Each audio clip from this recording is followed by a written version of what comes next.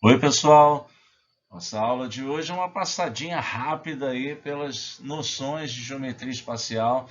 Nós já falamos anteriormente sobre os poliedros, certo? Então é só aquela passadinha sobre o material da OE que vocês receberam, né, que a gente não pode deixar de passar aí, tá bom? Vamos lá?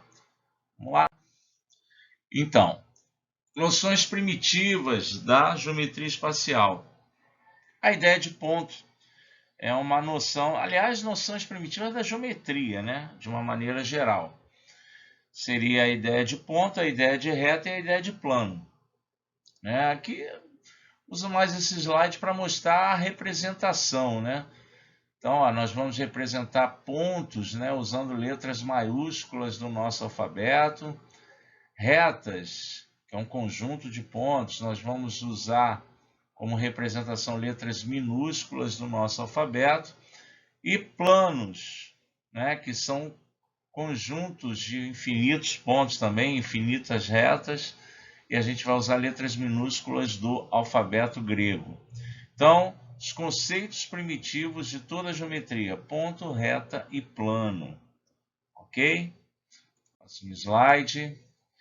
Temos alguns postulados. Toda teoria, né, ela é fundamentada em postulados e axiomas. E aí nós temos os postulados, né, da geometria, os postulados fundamentais. O primeiro diz que numa reta, bem como fora dela, existem infinitos pontos.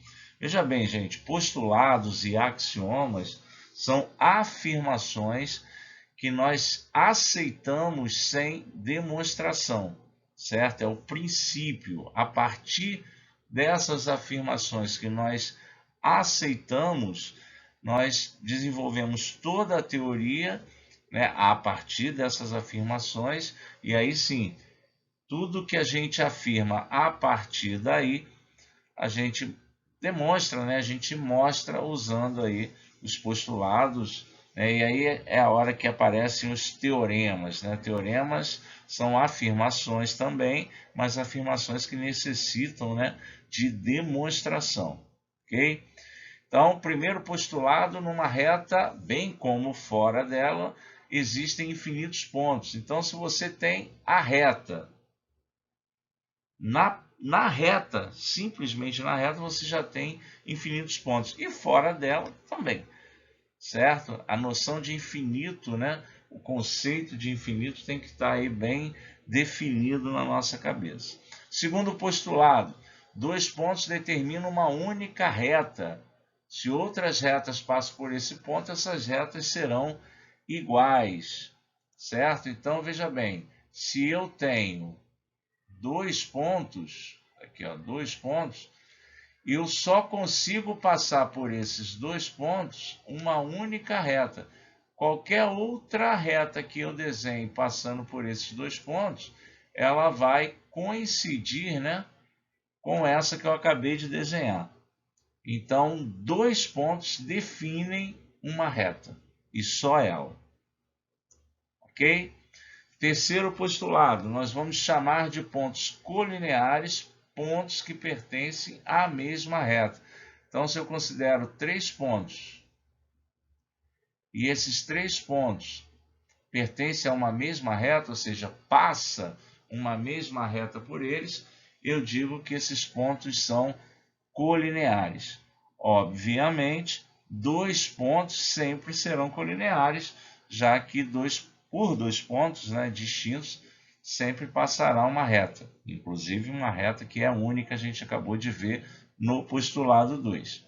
Claro que quando a gente considera mais de dois pontos, por exemplo, 3, existem duas possibilidades. Ou esses três pontos são colineares, estão na mesma reta, ou não.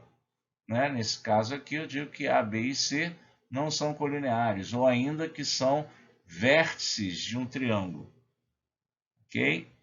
Quarto postulado: três pontos determinam um único plano. Veja bem, dois pontos, né, determinam uma reta. Três pontos determinam um plano. Só faltou aqui né, o nosso amigo que digitou ou que escreveu isso aqui, só faltou dizer que esses 3 pontos não podem ser colineares, né? 3 pontos não colineares. O bom também aí da gente fazer esses videozinhos, né?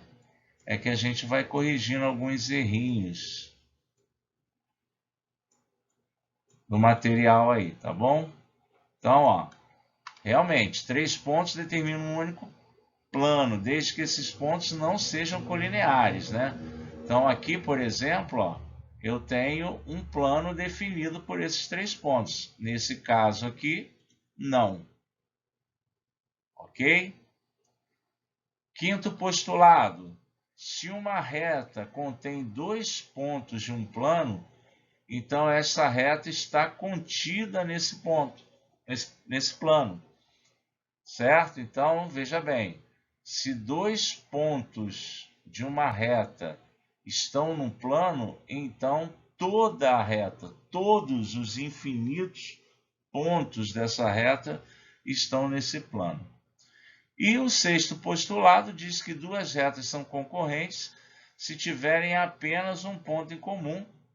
Claro, se eu tenho 2 retas e essas retas se encontram, elas só vão se encontrar em um único ponto, né? Claro, o ponto em que elas concorrem. Se essas retas não têm ponto em comum, eu digo que elas são retas paralelas. Ok? Bom, esses foram postulados fundamentais aí, citados, né, no nosso material, no material de estudo que vocês receberam.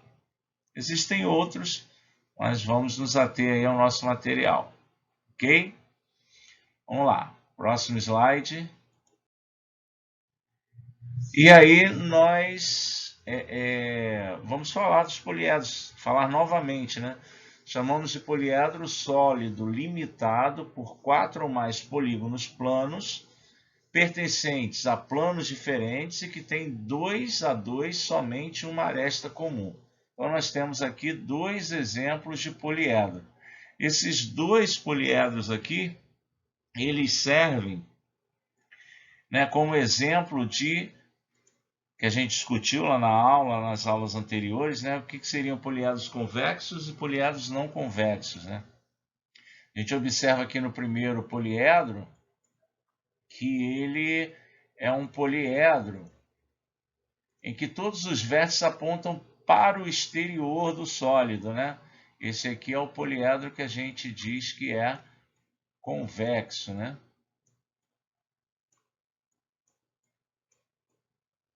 Já esse outro poliedro da direita, eu tenho aí vértices apontando, né, ou arestas apontando para o interior, né, do meu poliedro. Seria o caso aqui, olha, desses 2 vértices com essa aresta, apontando para o interior do poliedro. E aí, nesse caso, eu digo que o meu poliedro ele é não convexo ou côncavo.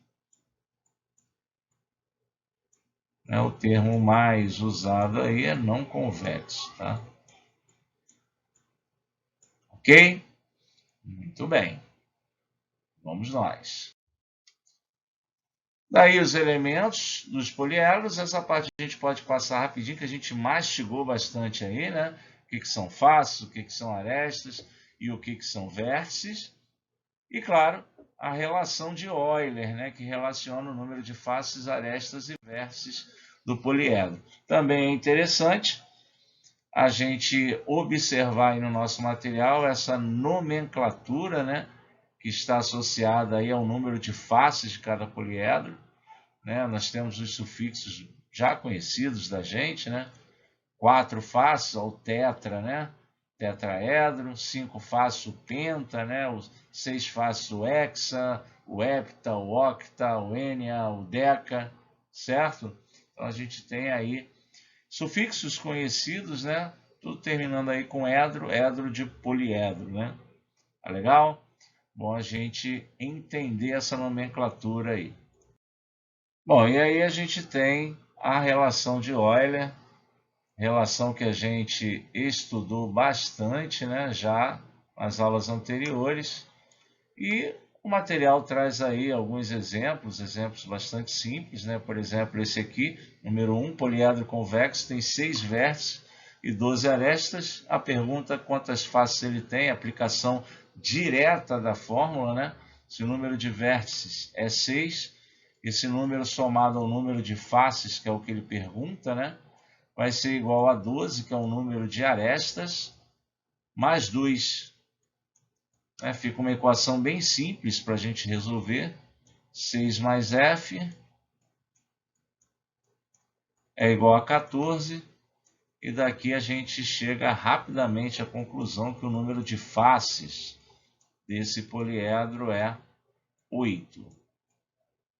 Ok? E aí tem um segundo exemplo, aí um pouquinho mais elaborado. Em um poliedro convexo, o número de arestas, né, que a gente chama de A, ele excede o número de faces em 18, ou seja, o número de arestas é o número de faces mais 18. Né? E com essa informação, ele sugere que a gente consiga dizer, então, quantos vértices tem esse poliedro. Certo? Lembrando aí a nossa relação de Euler, V mais F é igual a mais 2. E daí, usando a informação que foi dada aqui, olha, que o número de arestas é F mais 18, a gente pode então reescrever aqui, ó, que V mais F é igual a F mais 18, né, que é o A, o número de arestas, né, mais 2. Claro, aí com o cancelamento aqui simples, né, do F, a gente conclui que o número de vértices, 18 mais 2, 20. Certo? Letra B. Ok, pessoal? Então é isso, sigam firme aí nos seus estudos, sigam firme resolvendo as atividades propostas aí das OEs, vocês devem entregar, né, na escola, e para a gente fechar numa boa esse primeiro bimestre, ok? Então, até semana que vem, tchau, tchau.